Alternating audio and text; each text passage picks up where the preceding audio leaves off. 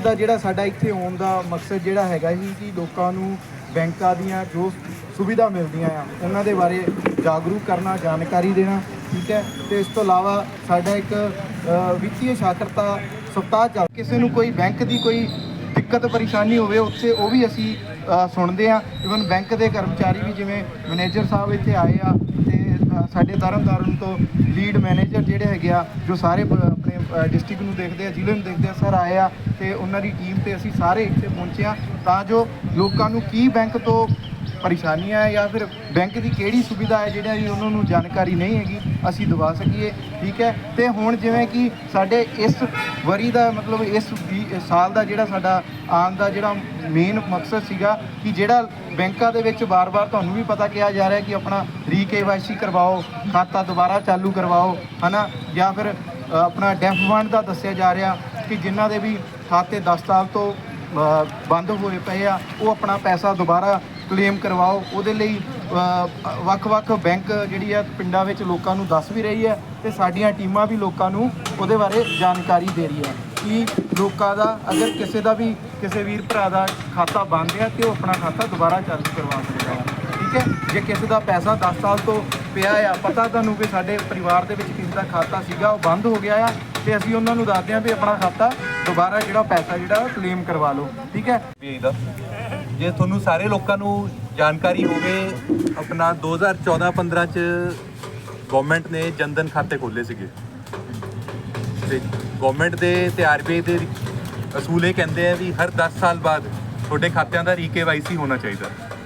ਖਾਤੇ ਦੀ ਜਾਣਕਾਰੀ ਦੁਬਾਰਾ ਤੋਂ ਤੁਹਾਡੇ ਆਪਣਾ ਨੋਮੀਨੀਜ਼, ਐਡਰੈਸ, ਮੋਬਾਈਲ ਨੰਬਰ ਇਹ ਸਾਰੇ ਦੁਬਾਰਾ ਤੋਂ 10 ਸਾਲ ਬਾਅਦ ਅਪਡੇਟ ਹੋਣੇ ਚਾਹੀਦੇ ਹੈ। ਜੇ ਕਿਸੇ ਨੇ ਨਹੀਂ ਕਰਾਇਆ, ਜੇ ਕਿਸੇ ਨੇ ਵਿੱਚ ਕਰਾਇਆ ਫਿਰ ਤਾਂ ਠੀਕ ਹੈ। ਇसी ਮੁਹਿੰਮ ਦੇ ਅੰਡਰ ਆਪਣਾ ਜੁਲਾਈ ਤੋਂ ਲੈ ਕੇ ਦਸੰਬਰ ਤੱਕ 6 ਮਹੀਨੇ ਦਾ ਗਵਰਨਮੈਂਟ ਦਾ ਇੱਕ ਕੈਂਪੇਨ ਵੀ ਚੱਲਿਆ ਸੀਗਾ ਜਿਸ 'ਚ ਹਰ ਗ੍ਰਾਮ ਪੰਚਾਇਤ ਲੈਵਲ ਤੇ ਕੈਂਪ ਲੱਗੇ ਸੀਗੇ। ਸਾਰੇ ਬੈਂਕਾਂ ਨੇ ਕੈਂਪ ਲਗਾਏ ਸੀਗੇ, ਜਿਨ੍ਹਾਂ ਦੀ KYC ਡਿਊ ਸੀ ਉਹ ਕਰਵਾਈ ਵੀ ਗਈ ਸੀ। ਤੇ ਹੁਣ ਇਹੀ ਆਪਣਾ ਜਿਹੜਾ ਹੈਗਾ ਕਿ ਇਹਨਾਂ ਦਾ ਜਿਹੜਾ ਫਾਈਨੈਂਸ਼ੀਅਲ ਲਿਟਰੇਸੀ ਵੀਕ ਹੈ, ਵਿੱਤੀ ਸਾਖਰਤਾ ਸਪਤਾਹ, ਐਤਕੀ ਉਹਦੀ ਵੀ ਥੀਮ ਇਹੀ ਰੱਖੀ ਗਈ ਹੈ ਵੀ KYC ਤੇ KYC, ਠੀਕ ਹੈ। KYC ਦਾ ਬੇਸਿਕ ਪਰਪਸ ਕੀ ਹੈ? ਤੁਸੀਂ ਅੱਜ ਉਰੇ ਬੈਠੇ ਹੋ, ਤੁਸੀਂ ਆਪਣਾ ਬੈਂਕ 'ਚ ਖਾਤਾ ਖੁਲਾਉਂਦੇ ਹੋ, ਸਰਕੋ ਨੇ ਖੁਲਾਇਆ ਜਾਂ ਕਿਸੇ ਵੀ ਬੈਂਕ 'ਚ ਤੁਸੀਂ ਖਾਤਾ ਖੁਲਾਉਂਦੇ ਹੋ, ਤੁਸੀਂ ਆਪਣਾ ਇੱਕ ਮੋਬਾਈਲ ਨੰਬਰ ਦਿੰਦੇ ਹੋ, ਇੱਕ ਆਪਣਾ ਐਡਰੈਸ ਦਿੰਦੇ ਹੋ, ਠੀਕ ਹੈ, ਆਪਣਾ ਨੋਮੀਨੀ ਦੀ ਡਿਟੇਲ ਪਵਾਉਂਦੇ ਹੋ। 4 ਸਾਲ 5 ਸਾਲ 6 ਸਾਲ ਬੀਤ ਗਏ, ਕਿਸੇ ਬੰਦੇ ਨੂੰ ਉਰੋਂ ਜਾਣਾ ਪੈ ਜਾਂਦਾ ਹੈ ਜਾਂ ਕਿਸੇ ਬੰਦੇ ਨੂੰ ਕਿਸੇ ਕਾਰਨ ਵਰਸ਼ ਆਪਣਾ ਮੋਬਾਈਲ ਨੰਬਰ ਚੇਂਜ ਕਰਨਾ ਪੈ ਜਾਂਦਾ ਹੈ। ਆਪਾਂ ਸਾਰਿਆਂ ਨਾਲੋਂ ਪਹਿਲਾਂ ਕੀ ਕਰਦੇ ਹਾਂ, ਆਪਣੇ ਸਾਰੇ ਰਿਸ਼ਤੇਦਾਰਾਂ ਨੂੰ ਦੱਸ ਦਿੰਦੇ ਹਾਂ ਵੀ ਭਾਈ ਮੇਰਾ ਮੋਬਾਈਲ ਨੰਬਰ ਇਹ ਹੈ, ਮੇਰਾ ਐਡਰੈਸ ਇਹ ਹੋ ਗਿਆ। ਆਪਾਂ ਹਰ ਚੀਜ਼ ਕਰ ਲੈਂਦੇ ਹਾਂ, ਲੇਕਿਨ ਕਈ ਲੋਕ ਆਪਣਾ ਭੁੱਲ ਜਾਂਦੇ ਆ ਵੀ ਆਪਾਂ ਨੇ ਇਹ ਜਿਹੜੀ ਡਿਟੇਲ ਹੈ ਇਹ ਆਪਾਂ ਨੂੰ ਬੈਂਕ ਦੇ ਆਪਣੇ ਖਾਤੇ 'ਚ ਵੀ ਅਪਡੇਟ ਕਰਾਉਣੀ ਬਹੁਤ ਜ਼ਰੂਰੀ ਹੈ। ਉਹ ਕਿਉਂ ਜ਼ਰੂਰੀ ਹੈ? ਤੁਹਾਡਾ ਖਾਤਾ ਚੱਲ ਰਿਹਾ ਹੈ, ਤੁਸੀਂ ਮੋਬਾਈਲ ਨੰਬਰ ਅਪਡੇਟ ਨਹੀਂ ਕਰਾਇਆ, ਤੁਹਾਡੇ ਬੈਂਕ ਖਾਤੇ 'ਚ ਕੋਈ ਫਰਾਡ ਹੋ ਗਿਆ, ਉਹ ਤੁਹਾਡੇ ਪੁਰਾਣੇ ਮੋਬਾਈਲ ਨੰਬਰ ਤੇ ਹੀ ਉਹਦਾ ਮੈਸੇਜ ਜਾਊਗਾ, ਤੁਹਾਨੂੰ ਪਹੁੰਚੂਗਾ ਨਹੀਂ, ਤੁਹਾਨੂੰ ਪਤਾ ਨਹੀਂ ਚੱਲੇਗਾ। ਕਿਸੇ ਨੇ ਚੈੱਕਬੁੱਕ ਅਪਲਾਈ ਕਰਨੀ ਸੀਗੀ, ਉਹਨੇ ਬੈਂਕ 'ਚ ਕਹਿਤਾ ਜੀ ਮੇਰੀ ਚੈੱਕਬੁੱਕ ਅਪਲਾਈ ਕਰ ਦਿਓ, ਬੈਂਕ ਨੇ ਵੀ ਚੈੱਕਬੁੱਕ ਅਪਲਾਈ ਕਰਤੀ, ਤੁਸੀਂ ਉੱਥੇ ਆਪਣਾ ਐਡਰੈਸ ਚੇਂਜ ਨਹੀਂ ਕਰਾਇਆ, ਉਹ ਪੁਰਾਣੇ ਖਾਤੇ 'ਤੇ ਜਿਹੜਾ ਐਡਰੈਸ ਸੀਗਾ ਉਹੀ ਉਸੇ ਐਡਰੈਸ 'ਤੇ ਤੁਹਾਡੀ ਚੈੱਕਬੁੱਕ ਚਲੀ ਗਈ, ਠੀਕ ਹੈ। ਜਾਂ ਕਈ ਲੋਕ ਕੀ ਕਰਦੇ ਜਿਹੜੇ ਖਾਤੇ ਆਪਣੇ ਨਹੀਂ ਚੱਲ ਰਹੇ, 10 ਸਾਲ ਦੇ ਹੋ ਗਏ, ਉਹਨਾਂ ਦਾ ਕੋਈ ਅਤਾ ਪਤਾ ਨਹੀਂ, ਬੈਂਕ ਵੀ ਨਹੀਂ ਉਹਨਾਂ ਨੂੰ ਟਰੇਸ ਕਰ ਪਾ ਰਿਹਾ ਤੇ ਉਹ ਖਾਤੇ ਅਨਕਲੇਮ ਡਿਪੋਜ਼ਿਟ 'ਚ ਕਨਵਰਟ ਹੋ ਕੇ ਸਾਰਾ ਪੈਸਾ RBI ਨੂੰ ਚਲਾ ਜਾਂਦਾ। RBI ਤੇ ਗਵਰਨਮੈਂਟ ਦਾ ਇੱਕ ਫੰਡ ਬਣਿਆ ਹੋਇਆ ਡੈਫ ਫੰਡ, ਉਹ ਸਾਰਾ ਪੈਸਾ ਚਲਾ ਜਾਂਦਾ। ਅੱਜ ਦੀ ਡੇਟ 'ਚ ਜੇ ਆਪਾਂ ਗੱਲ ਕਰੀਏ ਤਾਂ 1 ਲੱਖ ਕਰੋੜ ਰੁਪਏ ਐਸਾ ਹੈ ਜਿਹੜਾ ਅਨਕਲੇਮਡ ਪਿਆ ਲੋਕਾਂ ਦਾ, ਠੀਕ ਹੈ। ਉਹਦੇ ਲਈ ਵੀ ਹੁਣ ਅੱਜ ਕੱਲ੍ਹ ਆਪਣਾ ਬੈਂਕ ਸਾਰੇ ਕੈਂਪ ਲਗਾ ਰਹੇ ਅਨਕਲੇਮ ਡਿਪੋਜ਼ਿਟ ਦੇ। ਇੱਕ ਉਦਗਮ ਪੋਰਟਲ ਕਰਕੇ ਹੈ, ਤੁਸੀਂ ਉਹ 'ਚ ਆਪਣਾ ਚੈੱਕ ਕਰੋ ਵੀ ਜੇ ਤੁਹਾਡਾ ਕੋਈ ਪੁਰਾਣਾ ਖਾਤਾ ਸੀਗਾ ਉਹਦੀ ਕੋਈ ਤੁਹਾਨੂੰ ਡਿਟੇਲ ਮਿਲ ਜਾਂਦੀ ਹੈ ਉਦਗਮ ਪੋਰਟਲ ਤੇ, ਤਾਂ ਤੁਸੀਂ ਉਹ ਡਿਟੇਲ ਲੈ ਕੇ ਆਪਣੇ ਬੈਂਕ 'ਚ ਜਾਓ ਵੀ ਆਹ ਮੇਰਾ ਖਾਤਾ ਸੀਗਾ ਜਿਹੜਾ ਇੰਨੇ ਸਾਲ ਪਹਿਲਾਂ ਆਪਣਾ ਇਨਓਪਰੇਟਿਵ ਹੋ ਗਿਆ ਸੀਗਾ, ਇਹ 'ਚ ਇੰਨੇ ਪੈਸੇ ਪਏ ਹੈ, ਤਾਂ ਉਹ ਬੈਂਕ ਦੀ ਜ਼ਿੰਮੇਵਾਰੀ ਹੈ ਵੀ ਉਹ ਪੈਸਾ ਤੁਹਾਨੂੰ ਸਾਰਾ ਵਾਪਿਸ ਕਰੇਗਾ, ਠੀਕ ਹੈ। ਤਾਂ ਹੀ ਅਸੀਂ ਕਹਿੰਦੇ ਹਾਂ ਵੀ ਆਪਣੇ ਖਾਤੇ 'ਚ ਨੋਮੀਨੀ ਵੀ ਅਪਡੇਟ ਕਰਾਓ, ਕਿਉਂਕਿ ਜੇ ਖੁਦਾ ਨਾ ਖਾਸਤਾ ਕਿਸੇ ਨੂੰ ਕੁਝ ਹੋ ਜਾਂਦਾ ਹੈ ਤਾਂ ਜਿਹੜਾ ਪੈਸਾ ਹੈ ਉਹ ਸਾਰਾ ਉਹਦਾ ਨੋਮੀਨੀ ਨੂੰ ਟ੍ਰਾਂਸਫਰ ਹੋ ਜਾਏਗਾ। ਤਾਂ ਮੇਨ ਜਿਹੜਾ ਕੈਂਪ ਹੈ, ਜਿੰਨੇ ਵੀ ਕੈਂਪ ਲੱਗ ਰਹੇ ਹੈ, ਇਹ ਕੈਂਪ ਦਾ ਮੇਨ ਪਰਪਸ ਇਹੀ ਹੈ ਵੀ ਪਬਲਿਕ ਨੂੰ ਅਵੇਅਰ ਕੀਤਾ ਜਾਵੇ। ਇੱਕ ਤਾਂ ਆਪਣੇ ਖਾਤੇ ਦੀ KYC, KYC ਤੇ ਸਪੈਸ਼ਲੀ ਨੋਮੀਨੇਸ਼ਨ, ਇਹ ਚੀਜ਼ਾਂ ਨੂੰ ਟਾਈਮ ਟੂ ਟਾਈਮ ਆਪਣਾ ਅਪਡੇਟ ਕਰੋ, ਠੀਕ ਹੈ। ਤੇ ਹੋਰ ਕਿਸੇ ਨੂੰ ਕੋਈ ਵੀ ਬੈਂਕ ਤੋਂ ਲੈ ਕੇ ਸ਼ਿਕਾਇਤ ਹੈਗੀ ਹੈ ਤਾਂ ਆਪਣੇ LDM ਸਰ ਉਰੇ ਹੈਗੇ ਹੈ, ਗਿਆਨਿੰਦਰ ਸਰ, ਇਹ ਪੂਰੀ ਡਿਸਟ੍ਰਿਕਟ ਦਾ ਇਹੀ ਮੈਨੇਜ ਕਰਦੇ ਹੈ। ਕਿਸੇ ਵੀ ਬੈਂਕ ਨਾਲ ਹੋਵੇ, ਇਹ ਨਾ ਸੋਚੋ ਵੀ ਗਿਆਨਿੰਦਰ ਸਰ ਜਿਹੜੇ ਹੈਗੇ PNB ਦੇ ਹੈ, ਕਿਸੇ ਵੀ ਬੰਦੇ ਦਾ ਕਿਸੇ ਵੀ ਬੈਂਕ 'ਚ ਖਾਤਾ ਹੈ ਤੇ ਉਹਨੂੰ ਕਿਸੇ ਵੀ ਬੈਂਕ ਤੋਂ ਕੋਈ ਦਿੱਕਤ ਹੈ, ਉਹ ਇਮੀਡੀਏਟਲੀ ਸਰ ਨੂੰ ਆਪਣਾ ਦੱਸਣ। ਇਹ ਆਪਣਾ ਸਾਰੇ ਬੈਂਕ ਦੇ ਨੋਡਲ ਪੁਆਇੰਟ ਇਹੀ ਹੈ ਇਹ ਆਪਣਾ ਬੈਂਕ ਨਾਲ ਡਿਸਕਸ ਕਰਕੇ ਤੁਹਾਡਾ ਇਸ਼ੂ ਹੈ ਜਿਹੜਾ ਇਮੀਡੀਏਟਲੀ ਰਿਜ਼ੋਲਵ ਕੀਤਾ ਜਾਏਗਾ। ਜਿੰਨੇ ਵੀ ਉਰੇ ਬੈਠੇ ਹੈ ਕਿਸੇ ਨੂੰ ਕੋਈ ਦਿੱਕਤ ਹੈਗੀ ਤਾਂ ਦੱਸੋ ਨਹੀਂ ਕਿ ਸਰ ਸਾਡਾ ਇਸ ਬੈਂਕ 'ਚ ਖਾਤਾ ਹੈ ਤੇ ਸਾਨੂੰ ਇਹ ਬੈਂਕ ਤੋਂ ਦਿੱਕਤ ਆਉਂਦੀ ਹੈ, ਕਿਸੇ ਨੂੰ ਹੈਗੀ ਹੈ ਤਾਂ ਪਲੀਜ਼ ਦੱਸੋ।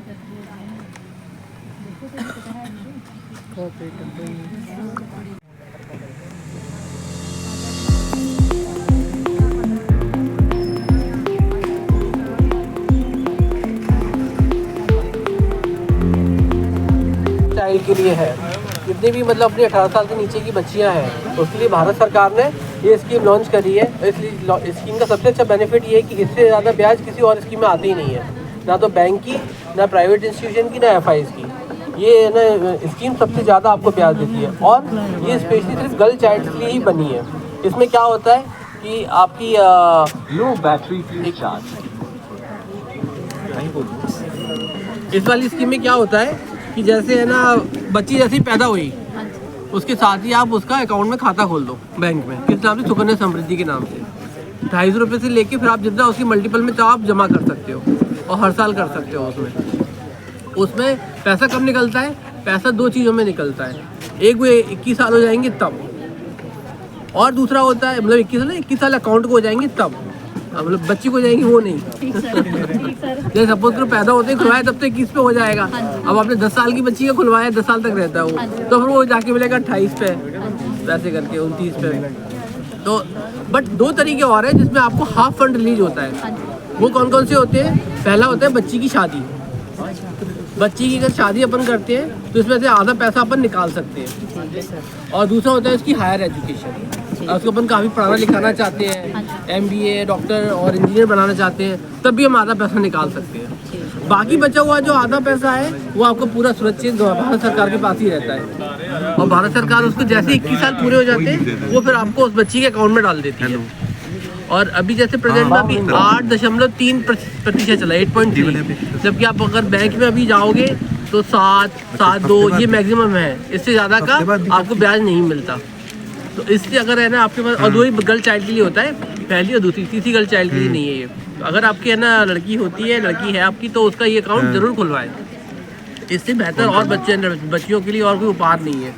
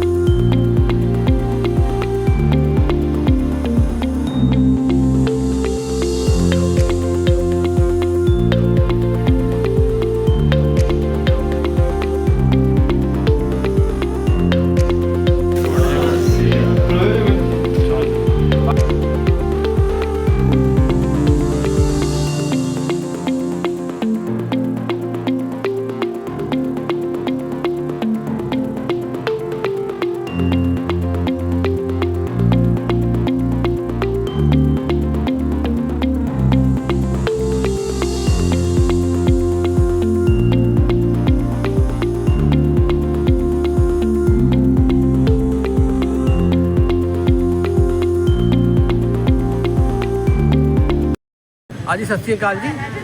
मैं LDM तरनतारन ज्ञान मजदूर बोलते हैं। मैं आगे इसके आगे देखिए ये जो हमारा लग रहा है, ये हमने फाइनेंस लिटरेसी का कैंप लगाया है। ये जो वीक है 9 तारीख से लेकर 13 तारीख तक, ये RBI फाइनेंस लिटरेसी के लिए बनाती है। फाइनेंस लिटरेसी मीन्स जो भी अपनी है ना गांव है, रूरल एरिया है, सेमी अर्बन एरिया है, वहाँ पर जो पब्लिक है उसको बैंकिंग से, बैंकिंग के प्रोडक्ट से, बैंकिंग की स्कीम से, रूल्स रेगुलेशन से उनसे अवगत कराना। मीन्स जितनी भी तरह की है ना फाइनेंशियल प्रोडक्ट होते हैं, लाइक जैसे चाहे वो लोन से रिलेटेड हो, चाहे वो सेविंग अकाउंट से रिलेटेड हो, और बैंक की जो भी सुविधाएं होती हैं वो आम जनता तक पहुंचाना।